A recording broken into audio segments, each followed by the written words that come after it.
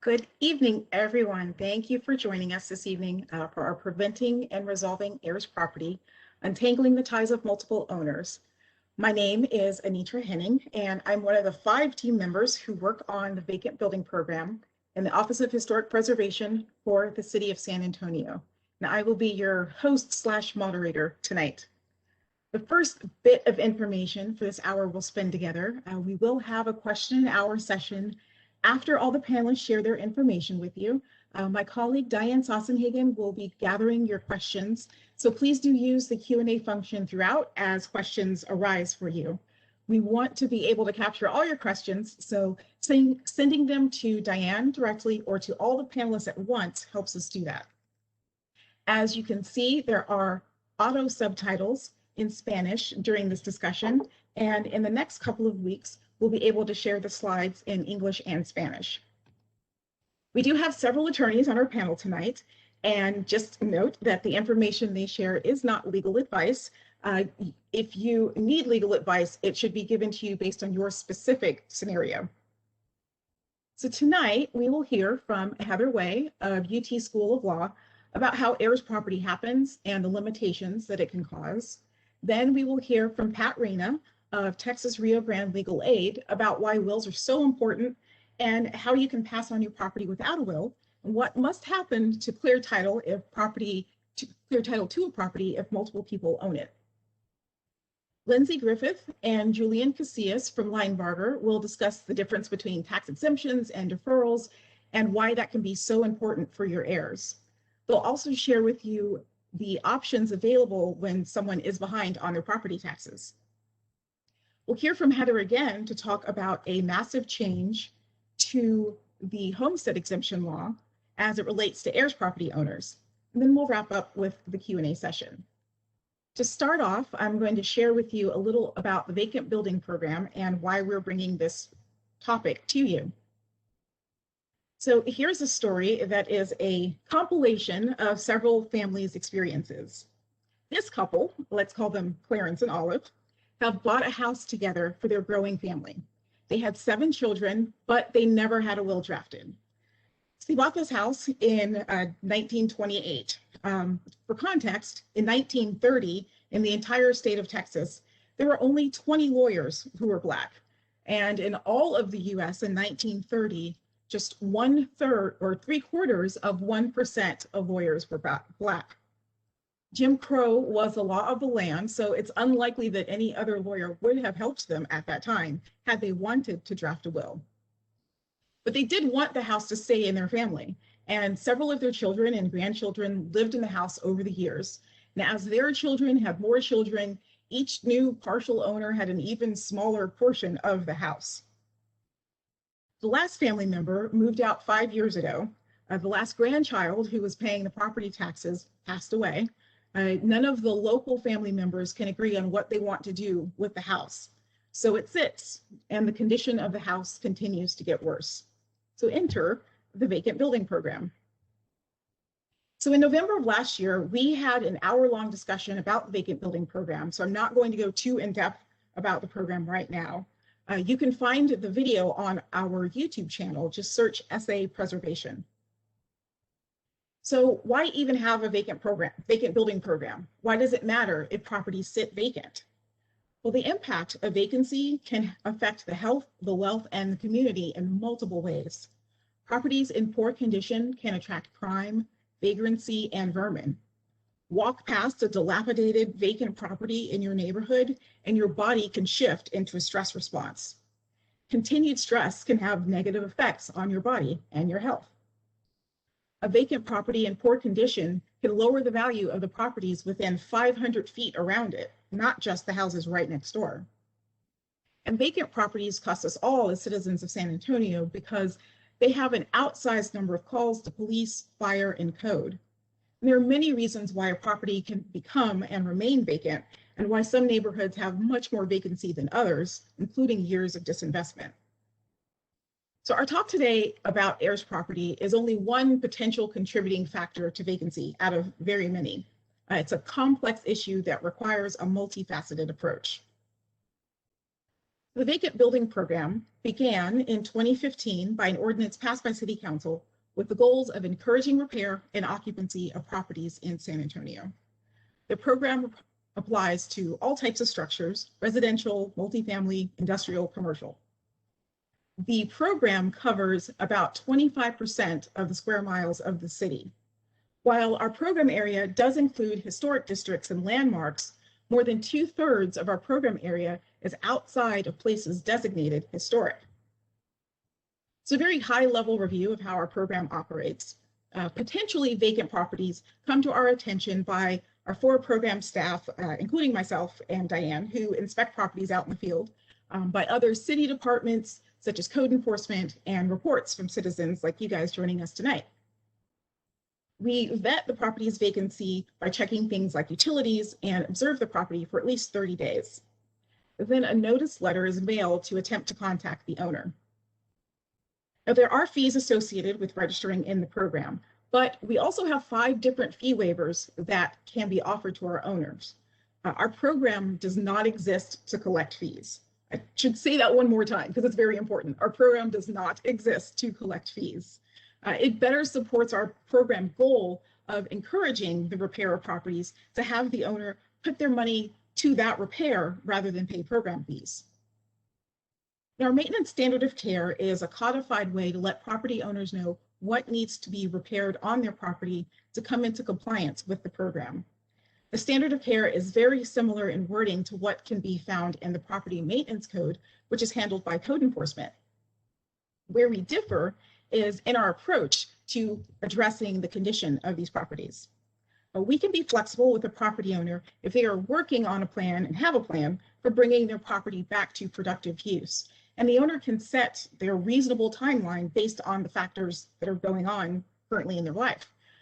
This is baked into the ordinance that governs our program. As I mentioned before, what is most important to our program is that properties are repaired and reoccupied for the benefit of our neighbors and the neighbors of the property and of our city as a whole. Our program does have teeth in that we can take a non-compliant property owner to municipal court, but even then, we encourage the signing of sentencing agreements where they agree to repair the property within a period of time, and then the court fines go away, because it doesn't improve anything if they just pay court fines and then do nothing to the property. The case managers who work on this program, we frequently speak with Heirs Property owners. The flexibility in our programmatic approach means that we can give them time to work towards a solution with their family members. Along these lines, given the complex circumstances that cause many of these properties to become vacant and the length of time that many of them have been vacant, if there is an owner moving in the right direction on their property, we view any forward progress on the property as positive. So next up, we will hear about some of the ways that we can get into a situation where many family members own a piece of property and how Heirs Property can threaten continued familial ownership of a property. Professor Heather Way will guide us through this topic. So first, a little about her. Heather Way is an attorney and a professor at the University of Texas School of Law. She directs the Entrepreneurship and Community Development Clinic, which delivers transactional assistance to small businesses, nonprofit organizations, and community groups in Texas. She has more than 20 years of experience working on the creation of equitable and inclusive communities. In addition, she's the founder and steering committee member of the UT Opportunity Forum, which is an interdisciplinary collaborative of faculty that is working towards solving housing issues. Heather? All right, thank you for that introduction, Anitra. I'm going to go ahead and forward onto my slide. I think it takes sometimes a few seconds for me to transition over. Still waiting for it to. There we go. Ah, now I've jumped ahead. All right, here we go. I'm just going to give a brief overview of heir property, and then I'm going to pop in a little later to go more in depth around some ways that heir property owners can now obtain some stronger property tax relief. So just real briefly, heir property is a very common form of ownership among both Black and Latino families in which the ownership of a home or land is passed down across generations, sometimes spanning decades or even longer, as in the example that Anitra just showed you of the family from San Antonio.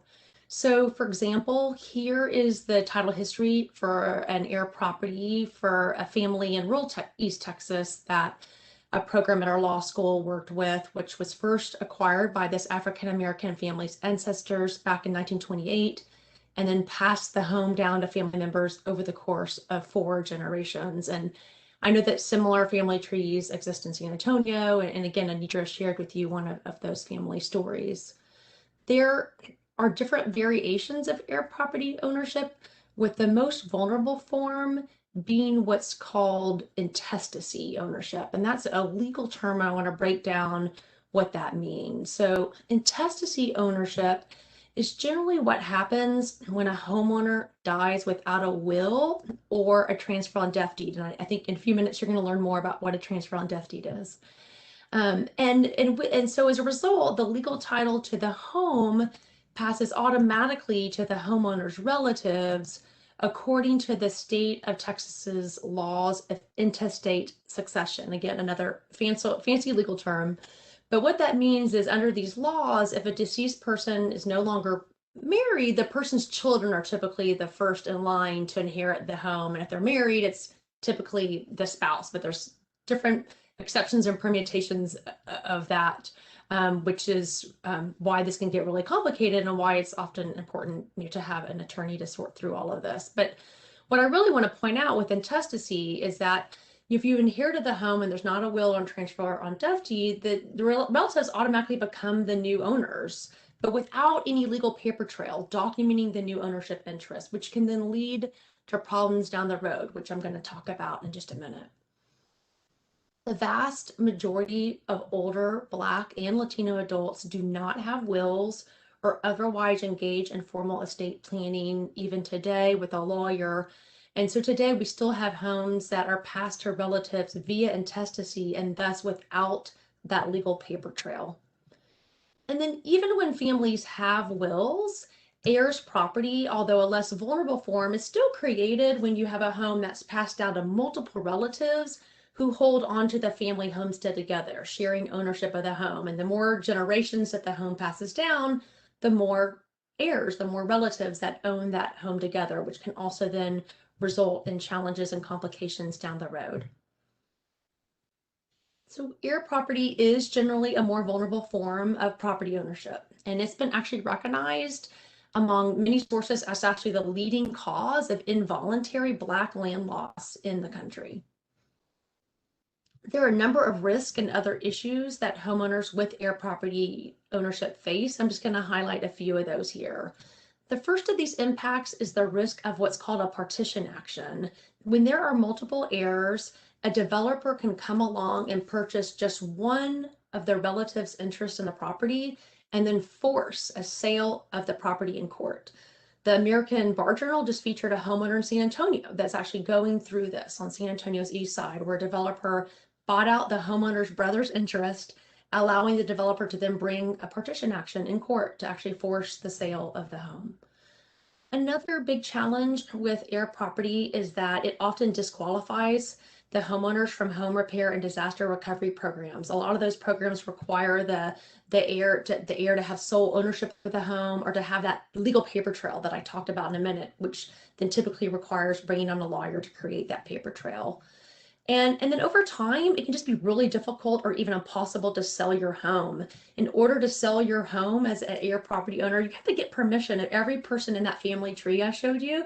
They all have to sign off on the sale of the home in order to be able to sell it. So eventually, a lot of the vacant, abandoned property you see then is a result of being heir property because it just was too difficult to track down all the heirs and obtain their permission to sell it. And then the last thing I'm going to be talking about more in a minute is just that heirs have had access with accessing the homestead exemption, which means they end up, whoops, I'm jumping around, end up paying more in property taxes down the road. So I'll talk about that more in a minute. But with that, I'm going to hand it back over to Anitra.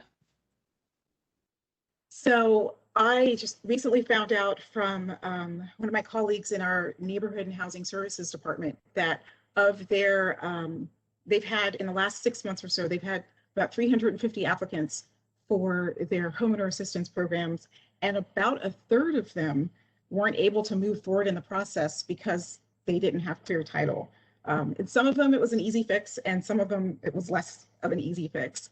So we will kind of transition to Patricia Reyna now, who will talk with us about the ways that we can protect against future issues like that with our property. So Patricia obtained her undergraduate degree from Trinity University and her law degree from St. Mary's University. She started working with Texas Rio Grande Legal Aid in the late 1990s. Her areas of expertise and the types of cases that she handles with TRALA include eviction defense, wills and estates, and delinquent property taxes. So Pat, I guess you're going to start us off with sharing with us what happens when you have a will and when we don't have a will. Okay, good evening, everybody. Can you hear me? Yes. Good evening, everybody. Most people talk about making a will, but don't get around to it. I'm one, but I understand how my estate would pass under intestacy, and I'm fine with it.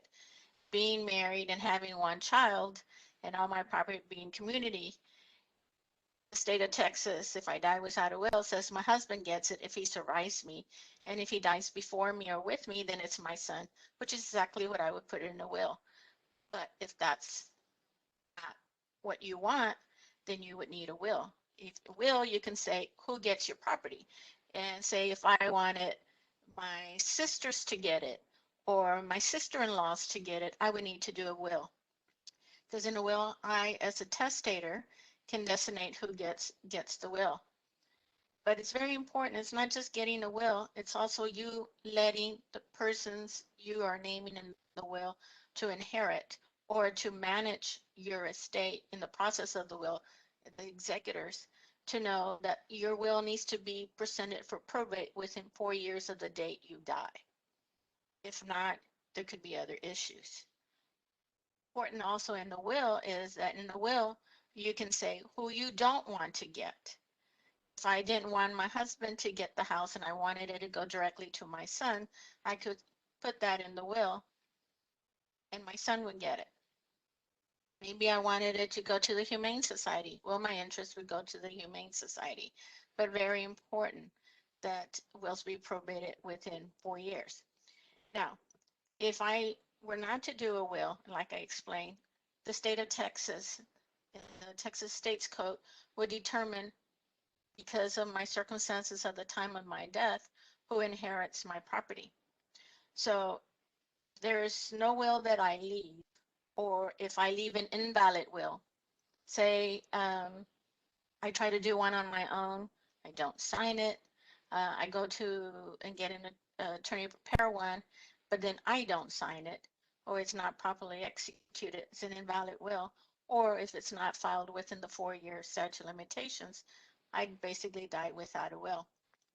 So the state of Texas would dictate who would inherit property, real property or personal. Tonight we're talking about real property. And that also would dictate, the law would dictate if it's community property or separate property. Community property having been purchased while you were married with your spouse, or separate property that you inherited before or during a marriage, or that you bought and it was yours before you married. But the problem with intestacy, you as a person who passed away have no say as to say, I don't want my spouse to get it, or I don't want my evil child to get it.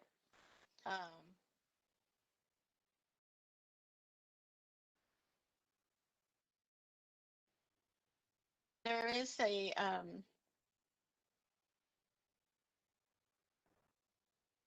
you can look on the Legal Aid website, and we do have I think talking, especially with COVID, regarding wills and advance directives that I would recommend you to. Next slide. Let's see if it goes. Transfer and death deeds. Let's see. In 2015, the Texas legislature set up the transfer and death deed statute. And this provides for you to basically sign, execute a deed that's called a transfer and death deed, in which you say, when I die, I leave this real property, this home, this vacant lot, real property to X or to Y. Or if X doesn't survive me, then to Y. Very important, though, is that the deed must be recorded in the county deed records in the county where the real property is located before you pass away. So don't leave this till, the very end, because if it's not recorded, it's not going to benefit who you want to take the property. Now, between a will and a TOD, the TOD wins. So if your will says, I leave my home to my husband, but then in the TOD you say, I leave the will to my only son, the son's going to get it. The TOD controls. And very important, get the TOD properly executed and recorded before you pass away. A TOD is revocable. What does that mean? That means that it can be undone. So you make a new TOD, and maybe I made a TOD saying, I leave my home to my husband, but if he doesn't survive me, I leave it to my son. And then I have an argument with him. Well, I go and prepare another TOD, and I say, when I die, I leave my interest in the house to my son. But if my son doesn't survive me, then I leave it to my husband. So by making a new TOD, I've revoked the prior one. I don't have to tell him as long as it's recorded. And the TOD avoids probate. Basically means that that property passes outside the probate court. There is one other step once you die, is that the persons that you name in the TOD to take your property must file what's called an affidavit of death in the county deed records where that county is located, in order to document that you passed away, and so that person that you named in that TOD is now the owner. Otherwise, how are they going to know? But very important, the TOD avoids Medicaid. A lot of people have heard about the Medicaid estate program, MERP, and people say, oh no, the state wants my house, wants your house when you die. All they want to do is recover the money they used to pay with Medicaid to help you when you're in a nursing home or long-term care, in order to use it with the next family. But the TOD helps avoid that Medicaid claim. Slide.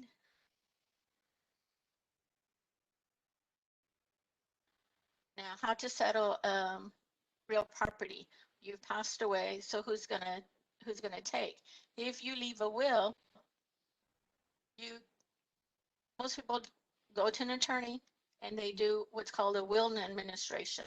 That's where the will's filed for probate in the probate court in the county where you died, where the real property is located. And in that will, you named an executor. If you didn't name an executor, then it's going to be asked that an administrator be appointed. But the full probate is done where if you left unpaid bills and there are other issues to be dealt with, as running business and whatnot, all that would be dealt with as part of the probate administration. You can also probate. Probate comes from the Latin, says prove up. Prove up you passed away, and prove up that's your last will. So you can probate the will, or not you. Your family can probate the will after you pass away. It's a muniment of title. That can be done from 1 month to the next if it's filed for probate within 4 years. Requirements: that there be no unpaid debts. What are those? No credit cards. That last sports car you bought, you didn't pay it off. It doesn't qualify for immutable title. But if your unpaid bills are the mortgage on the home, the unpaid property taxes, a mechanic's lien for the roof because of the snowstorm, that would still qualify your estate for the will to be filed for probate as immutable title. Now, if it's past the 4 years, the will can still be presented to be filed for probate. Problem is there are more steps, and whoever's presenting your will for probate cannot be at fault for not having presented it. If they said, oh, I just don't need to do it, that's not good. You left the property to your son, and your sister had the will, and she hid it and didn't, give it to your son, till, 2 years after the statute of limitations has run. Well, he has a good reason, and the court would probably allow that, but he'd have all the other hurdles to pass in order to get it probated. So of course you need an attorney. You pass away, you leave no will, or you pass away, the will didn't get probated within 4 years, or you left what's an invalid will. Your heirs can have your estate settled with an affidavit of heirship. The Texas Estate Code provides a statutory form that could be followed with all the information needs to be provided. We recommend 2 disinterested witnesses to provide the information and execute the affidavit. That would be recorded in the county deed records where the property is located. And that document would help to form that paper trail that Professor Way had spoken about to show how it passed from you to your heirs under the intestate laws of the state. Now, if there's other issues, say your children know that you had children from before, but they've never met them and everything. They know they're not the only heirs, but if they want to settle your estate, then they would need to do a probate in court, asking for the court for a determination of heirship, where the court determines who are your heirs. And it might be, if it's done within 4 years from when you die, they can request an administrator, so the administrator can handle who takes control of the property and how it gets dispersed. But if you file a determination of heirship after the 4 years of your statute of limitations having running, it's going to be up to the court if an administrator needs to be appointed. If you die and your heirs are in agreement, they know who they are, there's a small form, basically has all the same information as an affidavit of heirship, that's called a small estate affidavit. And that form is filed with the probate court. The probate court looks it over, and if they approve it, will sign an order. And so now you have a court order. Good thing with this is it also provides the paper trail, but also gives you a court order in case you need to go deal with the property tax lawsuit that's pending. And you can say, look, I need to negotiate this. We need to get together. We just settled it, or, it lets you speak as I'm one of the heirs and, trying to settle this. Please work with us. The same thing as the affidavit of heirship or the determination of heirship.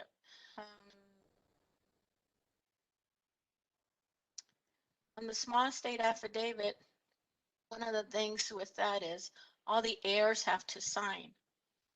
So if you don't know who all the heirs are because you think there was a child that was born to your parent or parents, or your children think you had a child that they hadn't seen in a long time but don't know where they are, they cannot do a small estate affidavit. So, questions? Oh, all right. Thank you very much, Yeah, Kat. confuse people. No, I think that we could literally spend the entire hour just talking about the intricacies of succession planning. I think this was a really good overview. And I also think it's important to note that if you assign your property, even if you do get a will and you assign multiple property to control it, it won't actually get rid of that conflict from family members that can happen with heirs property, because they would all still have to be on the same track in order to make it work moving forward. So remember, everyone, if you have questions, please use the Q&A. You can send your question directly to my colleague Diane, who's collecting them at the end for our Q&A session at the end. Another issue that often arises with heirs property relates to property taxes. In a group of owners, there might be one or two who can and are willing to pay the taxes, whether they live at the property or not, but that can change over time due to various reasons.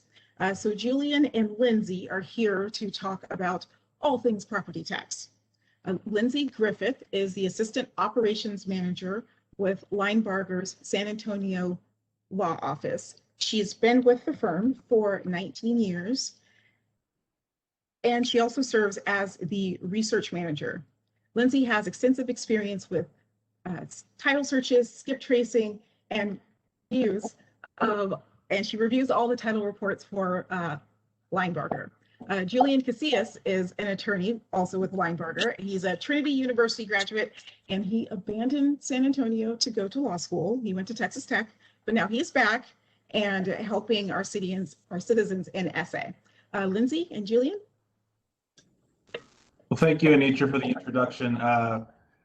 What we're here today is just, we're going to talk about a few things, specifics, but the whole crux of what we're trying to accomplish today is just to avoid foreclosure and what goes into that, whether it be meeting a deadline, filing for an exemption, or filing for deferral. But let's get started. Let's get into it.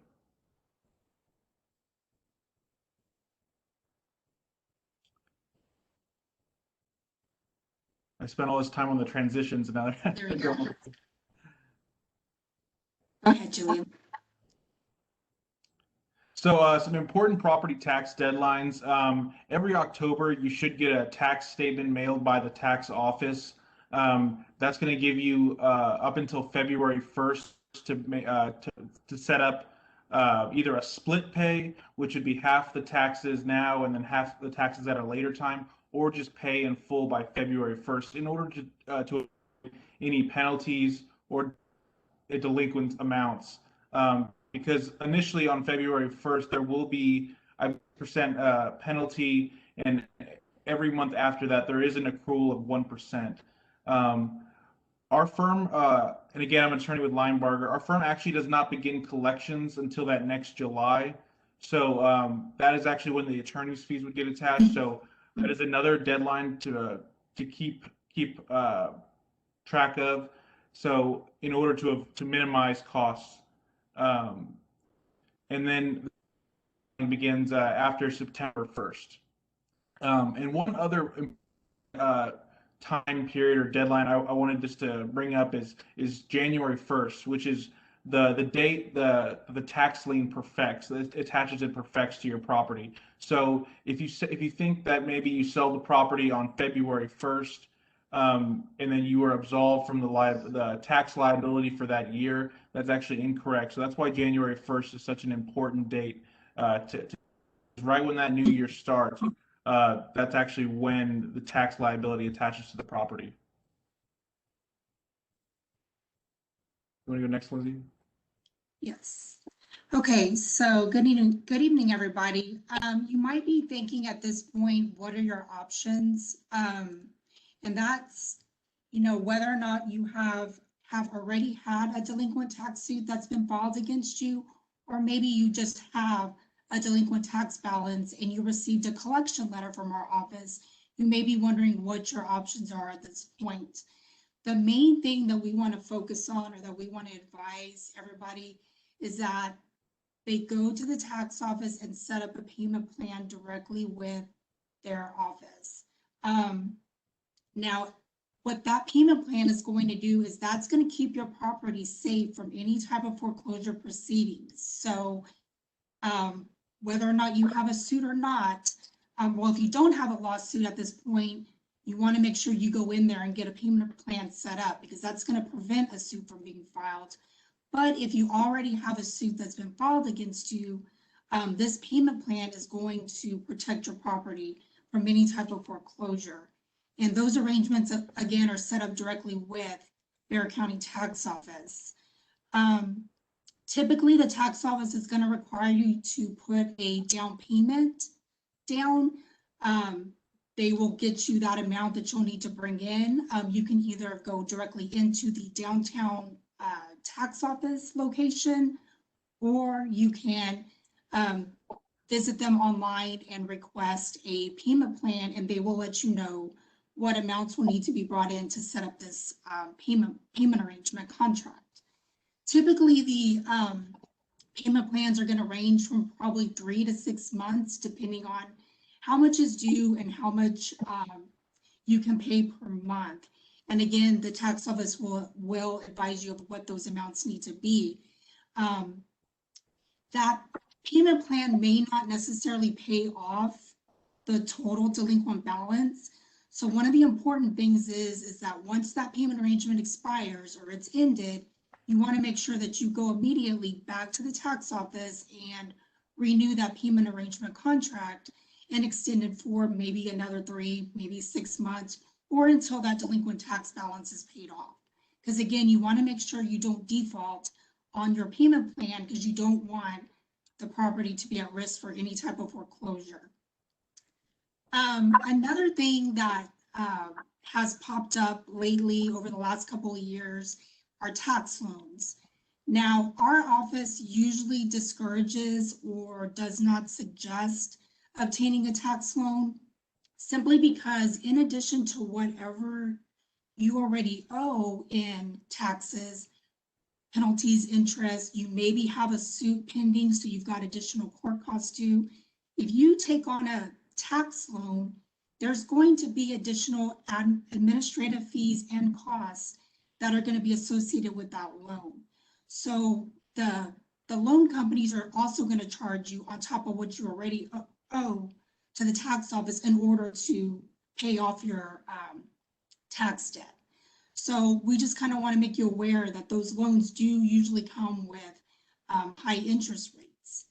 Now, if you do not pay off your loan, or you default on your tax loan, then that tax loan company can file a suit against you, and they can also foreclose on the property, because they now have the tax lien, and so they have the same rights as our firm would have if we were taking a property to foreclosure. So again, we don't suggest using a tax loan, but if that's your only option or that's your last resort, just keep in mind, that there are going to be additional fees that come with those loans, and there is no additional fees to set up a payment arrangement with the tax office. So what you already owe in taxes, penalties, interest, that's all you're going to owe. There's no additional charges tacked on to set up a payment plan. Also, you might be entitled to an exemption on your property. So you want to make sure that if you're the owner of the property, you want to make sure that you've checked with the appraisal district to make sure that you've got every exemption that you're eligible for on your property. So some of the common exemptions that most people have, number one is going to be your homestead exemption, which Heather's going to talk a little bit more about that later. You've got an over 65 exemption. So if you've turned 65 this year, or you're older than 65, you want to make sure you get that exemption on your property. You've also got the disabled person exemption, and you've got veterans exemptions. And usually most of those exemptions are just going to lower the market value, or they're going to lower what you would pay in taxes every year. So they're going to give you a little bit of break on your tax bill. They're not going to wipe out your taxes. They're just going to give you a little bit of a break. If you're over 65 and you're disabled, you can apply for a tax deferral. And what that does is that defers paying your property taxes until you no longer occupy the home. So we want to encourage people to still, even though you have a tax deferral, you still need to try to pay what you can every year in in taxes, because what happens is if you've got any delinquent taxes already due on your property, those amounts are still going to be due. Those amounts are preserved by the deferral, and those are not going to go away. What the deferral is going to do is it's going to, any future taxes, you're only going to accrue about 5% interest a year on taxes. So a deferral does not wipe out your taxes. It's going to only postpone. It doesn't cancel. And once the person that has the deferral on the account passes away, those taxes become due 180 days after the person has passed. So on the 181st day after the deferral has ended, taxes are now back to full penalty and interest, attorney fees are tacked on, and a tax suit can be filed at this point to collect any taxes that are now due. So what this can do is if you're, let's just say your parents had a deferral on their property, they chose not to make any payments, they had a deferral for 10 years, the exemptions came off, there could be a huge tax bill that's left for the kids once, once the deferral is removed and the taxes remain unpaid. So you could be left with a $40,000 or $50,000 tax bill. And what we want to, that's why we want to encourage people to try to pay, even if it's just a small amount every year, just to try to lessen that burden on any of your children or anybody that you choose to leave the property to after you pass. Because again, the deferral doesn't cancel the taxes, it's just a postponement to try to help you out if you are over 65 or disabled. And those exemptions you can apply for with the Bexar County Appraisal District. They've got some forms on their website, or you can give them a call and they can give you more information if that's needed. And again, if the tax bill is left unpaid and a lawsuit is filed, the property could be subject to foreclosure for non-payment of taxes. Did you want to, Julian, do you want to talk about foreclosure? And yeah, I know Lindsay did a great job covering it, but I really just want to stress, if you are unable to pay in full your taxes every year, please do get on a payment agreement. It will really be rewarding in the long run. And also for all eligible exemptions, because there are I wouldn't call them minor. I would say there's significant breaks on homestead exemptions and disabled persons and veterans. So please make sure you're getting everything you're entitled to that the state legislator lays out. Also, I just want to say I did an important deadline which is protesting your property value. I really do suggest, again, I can't give you legal advice, but I would really suggest people to take the time to protest their property values just so they can minimize their tax burden. I think that would really help out in the long run. And I do believe year to year it is capped actually on the percentage that it can go, that it can increase from the previous year. So if you're doing yourself a favor on 1 year, you might also be helping yourself the next year. And if you ever have any important deadlines, and I believe that one is actually coming up in May, the deadline to protest. But if you have any questions or want to check on any deadlines coming up, please visit the Tax Assessor Collector's website, or you can give our office a call and we'll do our best to help you out. Or you can contact your attorney. But just getting back to foreclosures, there was actually no foreclosures. We've had a lot going on in the last year with COVID and the storm. There's actually not been a foreclosure sale since, I believe, last March. So March 2020, I believe, was the last one. And those are beginning to start up again. And those are held on Tuesday of the month outside the courthouse on the side of the lawn downtown.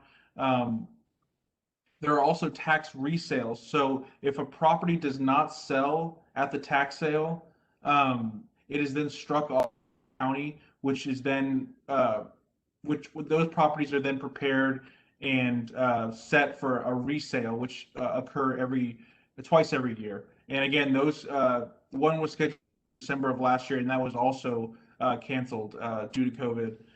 If you have any questions at all, a great resource is visiting our tax sale website, which we've listed on the PowerPoint. You also need to register to bid if you ever do want to bid on a property at the tax sale. And I know there's specific deadlines to meet as far as registration.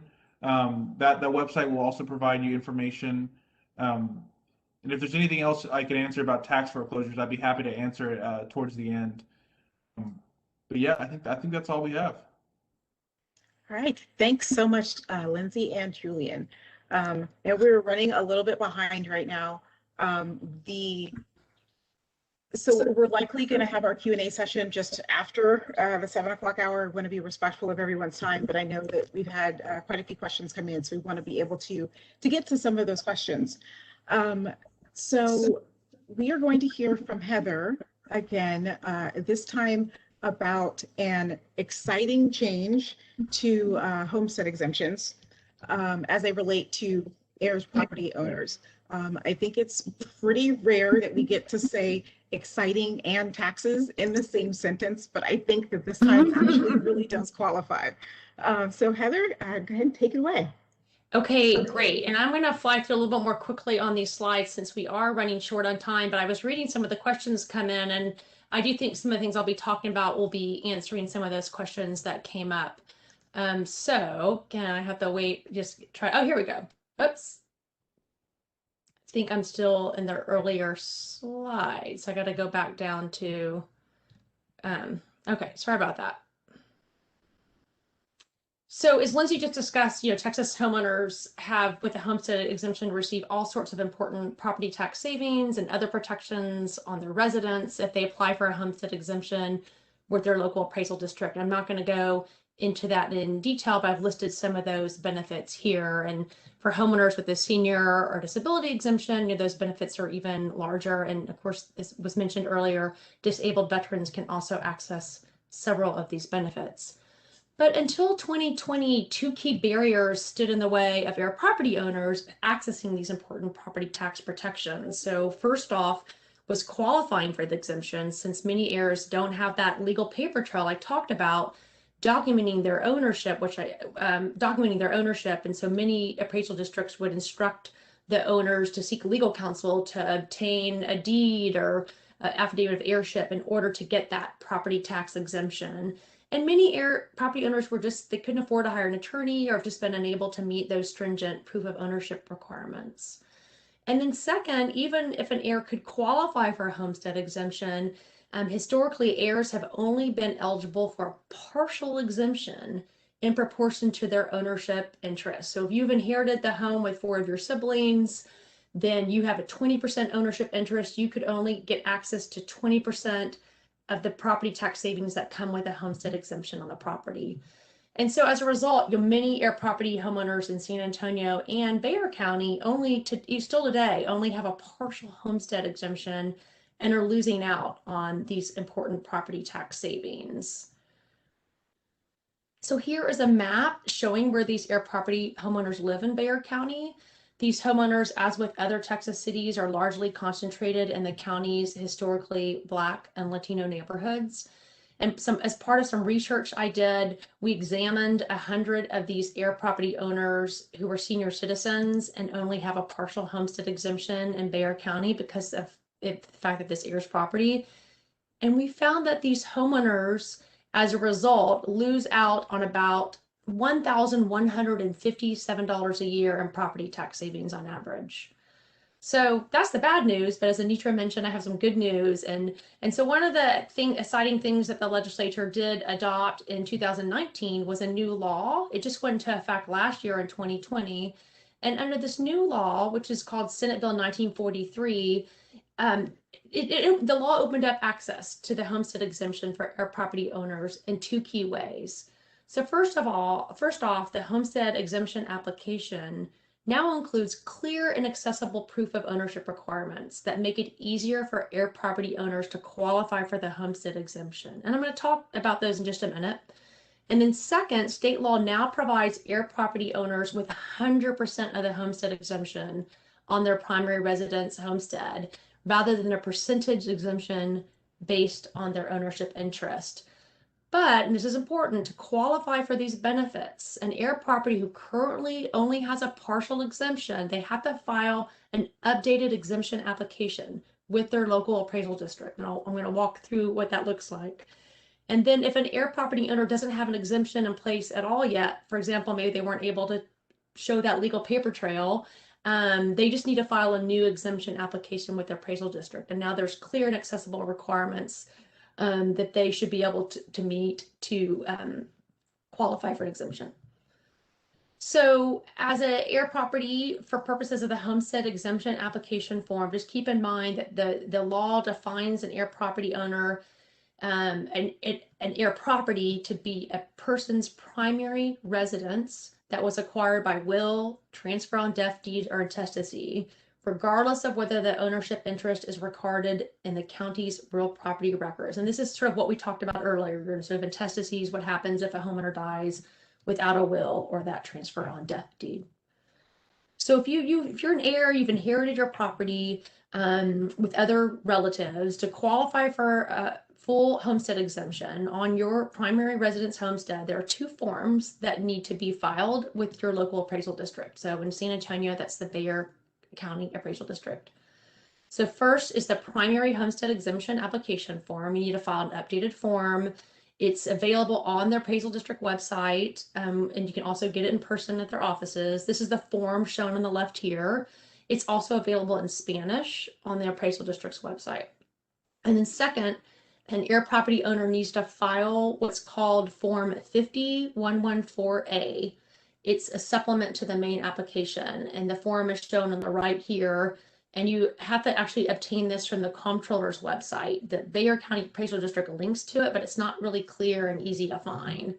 This form is also called the Residence Homestead Exemption Affidavits. And the appraisal district can also help you access this form. If you call them, they can help you access it.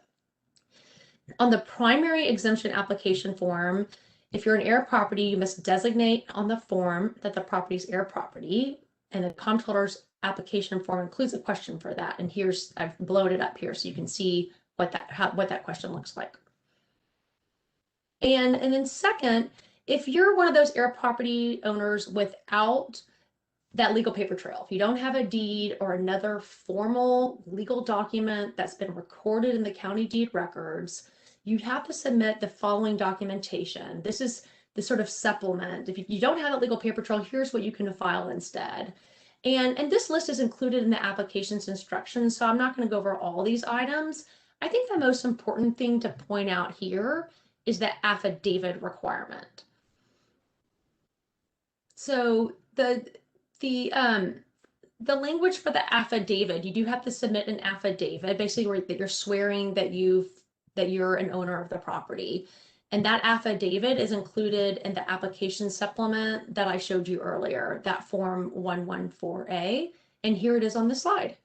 So with this affidavit, you just swear before a notary, as I mentioned, that you are the owner of the property. And so I've sort of circled that, where you have to actually get a notary to sign the form. The next thing I just wanted to mention is that just to reaffirm here that because of this legislation, the appraisal district can no longer require heir property owners to provide a copy of the deed or to provide even an affidavit of heirship recorded in the real property records. That simple affidavit in the application I mentioned is enough, along with a few other things that have to be attached to the application. So another thing to keep in mind, just real briefly, just only one heir property owner can submit a homestead exemption application for the property. So if there are multiple heirs and they live on the property together as their primary residence, only one person can claim the homestead exemption, and those who are not claiming the exemption need to provide this affidavit here. That's also part of Form 50114A. Heirs that reside elsewhere, they don't need to sign off on this affidavit. So if you can't track down all the heirs or they don't live in the home, don't worry about it. It's just people who are living in the home, adults who also own and live in the home, they need to sign off on this affidavit.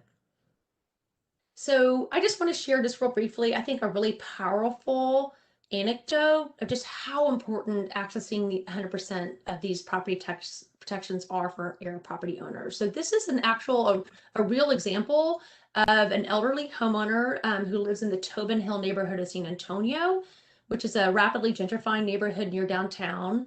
This gentleman inherited his home and has a 22% co-ownership interest, and as a result has a 22% homestead exemption. He is only 22% of the savings are applied to this home. The appraised value of his homestead is around $150,000. And because of the partial homestead exemption, his tax bill is reduced, but it's not reduced to the full amount. It's reduced to $3,450. And this is the powerful thing. So if you were to guess what his tax bill would be if he files an updated exemption application designating the property as an heir property, therefore obtaining 100% senior homestead exemption, his taxes would be reduced to $704. So this is a huge difference. And the tax savings are even more important since this is a gentrifying neighborhood. And in San Antonio, the property taxes for the city, county, school district, and community college are all capped or essentially frozen for seniors who have a senior homestead exemption, as well as homeowners with a permanent disability. So, and that's even as property values increase. So if this homeowner does not obtain 100% senior exemption, and assuming his property values were to double by 2026, which is not unlikely, given the levels of gentrification occurring, his property taxes would go up dramatically if he didn't obtain a full exemption. But if he were to submit an updated exemption application, his taxes would go up to only around $1,118 a year. So just having a 100% property tax exemption really makes a difference for a lot of homeowners being able to stay in their home versus having to move. So at 7 o'clock, I just, in respect of everyone's time, I just have a slide here with a recap of the things I've covered and the application requirements. And then the last thing I just want to point out is up on our clinic website at the University of Texas School of Law. I've included the link here. We have a list of we have a 2-pager handout available in English and Spanish that summarizes everything I just covered. So thanks for your time.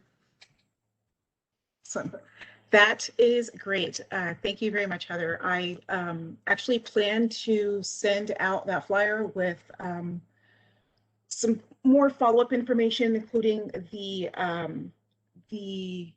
press release from Texas Rio Grande Legal Aid talking about issues that have arisen during COVID. So I'm going to share that with all of our registrants here in the next couple of days. So we are at 7, but we have had quite a few questions come in. So Diane, can you tell us what are some of the questions that our attendees are wanting to hear more from our panelists? Absolutely. There's so many great questions, and I apologize due to time. We're not going to get to all of them, but I know we'll try to address many after this webinar ends. There's a lot of great questions, so I try to get as many as I could, but this one's for Patricia. Patricia, what are the legal steps to take when all the beneficiaries are deceased on my grandmother's will and there's no executor? When all the what? All the Sure. What are the legal steps to take when all beneficiaries are deceased on my grandmother's will and there's no executor? Okay. But when did the grandmother die? Is it within the 4 years or past the 4 years? Because if it's past the 4 years, they can just do an affidavit of heirship and they'll find some more distant family members. If it's within 4 years, they need to go to an attorney because it depends what the will says as to who inherits. Because if you could have a clause that might say, if nobody survives of who I listed, it passes through intestacy, which is the same thing as it would have done under intestacy. So needs to consult with an attorney and take the will. Okay, thank you.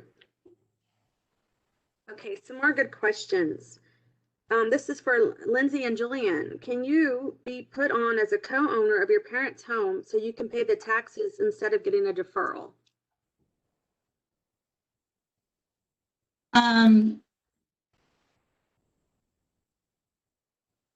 I would think that the parents would need to deed an interest to the children in order to become a co-owner, but I don't know that that would necessarily, I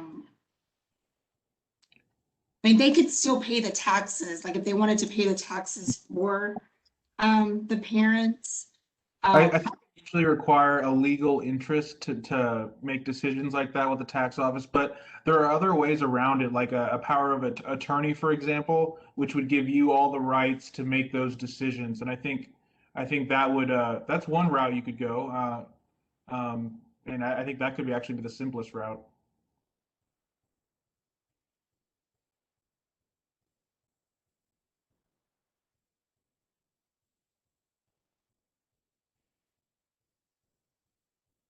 I think you're muted. I'm sorry. Lindsay and Julian, one more question for you guys. How long does it take to obtain a federal tax lien payoff for a house that is under contract? That wouldn't be something that our office would handle. Federal tax liens are something that's an IRS lien, and Weinberger doesn't handle IRS liens. Oh, sorry, Lindsay. Go ahead. No, I was just going to say, so if a property tax lawsuit ever does get initiated, we have to include every party with a legal interest. So a lot of the times I see the owners, so the owners are obviously listed on these lawsuits, but lien holders also come up, and these tax loan companies come up, and then actually a lot of IRS companies, the IRS liens, the federal IRS liens also come up. I don't do a whole lot of communication with those, so I don't know if I'm the best person to answer that question, but it would all eventually come into one lawsuit with the property, as because if it ever does go to the foreclosure sale, that's obviously the worst case scenario. Everyone would need to be included that has an interest in the property to make sure that any money that is owed is distributed in the correct way. Because there's a list of things that occur. It's not, the taxes actually don't even get paid first. It's like the sheriff fees get paid first when the foreclosure happens. The court costs get paid first. If there's an ad litem appointed to represent any of the defendants, they would also get paid first. So there's a lot of things that go in it. So we got to make sure that we have all necessary parties. Otherwise, the judgment could get vacated, and that's why I honestly try to push these ad litems to turn in all their stuff, because while the longer we wait to get everything done, the taxes continue to pile up interest and penalties, and that's the worst thing to do. That's why the payment agreements are so important, to get those done and make sure we're paying off and avoiding any necessary fees like a lawsuit, which would incur more court costs. Thank you. Thank you for that answer. And Heather, I have a question for you. If a vacant property is owned by multiple owners and all of them are age 78 and older, is the vacant property eligible for a homestead exemption? Yeah, I answered that in the Q&A too, that a homestead exemption is only available on a person's residence homestead, which is like your primary residence where you live. There's some exceptions if you're like in a nursing home, but you know, that's something you should talk to the appraisal district about. But if it's just a vacant property, the homestead exemption is not available on that. Okay, thank you.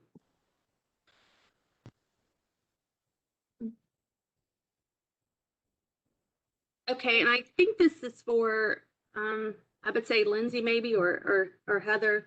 If there are heirs that do not want a property that is delinquent on the property taxes, if I pay the delinquent taxes, can I take ownership of the property? I guess more for Lindsay. Julian? No, paying the taxes is not going to make the property yours. You still have to go through, you know, all the legal process with making sure that all the heirs transfer their interest over to you. You know, there's got to be a deed into your name. So paying the taxes isn't going to make it yours, unfortunately. And if you're paying the taxes, that's a voluntary payment. So you can't come back 5 or 10 years down the line and say, oh, well, I never got this property. I would like to have my money back. And unfortunately, that's not gonna, that won't happen. So you want to make sure that when you are paying the taxes, just with the understanding that you may not, it may not ever eventually become your property if you can't, 100% your property, if you can't, get other relatives. Like if there's, say you're involved or you're in a family with, there's 20 different heirs, you're going to need all 20 people to convey their interest to you before it's 100% yours. So just, with that understanding that, paying the taxes doesn't make it more yours than somebody else's. All right, Lindsay. so I have a question. It's a big, broad question for whoever would like to answer. If you had unlimited funds to help, what would be a way that you would want to help prevent heirs property from happening or help people fix the issues that come with heirs property ownership? So what's like the big pie in the sky kind of idea that you'd want to do to help people? I just think one of the most important things is access to affordable, good legal counsel that, and so that you can prepare. And I think it's important to have these difficult family conversations now. Don't wait until it's too late. I mean, try to get in place now if you can afford it, or if not, seek out to see if you're qualified for legal aid. But you get that assistance to put in place the legal documents that will protect your assets for generations to come. And then if property is already heir property, it does become stickier, but there are resolutions available. It's just that there needs to be more funding for free and affordable legal assistance, because I recognize that's a barrier for many. But I do encourage folks to seek out assistance from their local bar or legal aid to see if they can access free legal assistance and if they can't afford to hire an attorney. Perfect. Thank you, Heather. So on your screen right now is all of our contact information. Should you have more questions about the vacant building program, you can email us at vbp@sanantonio.gov. You can access our website at sanantonio.gov/vacant building, or call us at 210-207-7244. You can also search SA Preservation on social media for all of our OHB info. If you want more info about the UT School of Law's Entrepreneurship and Community Development Clinic, visit law.utexas.edu. There's a lot of great information. It's a really great resource there. Texas Rio Grande Legal Aid has an intake line, and it is 888-988-9996. Or you can visit their website at trla.org for more information. And to learn more about the Linebarger Law Firm, you can visit lgbs.com, and you can get on their list for tax sales. You can visit taxsales.lgbs.com. So what did we cover this evening? Our vacant building program, we often encounter property owners who own property with many other family members, and we wanted to help gather some information to help them. It, of course, can help more than just owners of vacant properties, but if someone decides today to plan for their future, there might be one less vacant property down the line. Heather showed us that many issues can arise from heirs property, more than what we could cover in an in-depth 1 hour and 12 minutes. Pat guided us through the various ways your estate can be settled if you plan for it and if you don't plan for it. And Julian and Lindsey shared with us how important it is to communicate with the county if you get behind on your taxes. Do not avoid, please engage. And finally, Heather shared with us the important changes to the homestead exemption that will hopefully allow more people to stay in their homes and not get foreclosed upon. When we plan for the future, we can help protect that future. Property ownership is a great way to build generational wealth. So we need to take steps to make sure we can pass down our assets to our families. I hope this conversation did help you in some small way. We do have a survey that will pop up after the meeting ends. Question 3 is the most important one. We want to hear from you to tell us what future conversations you would like to have related to property ownership and how to sustain it. Thank you all for your time. Please do enjoy the rest of your evening.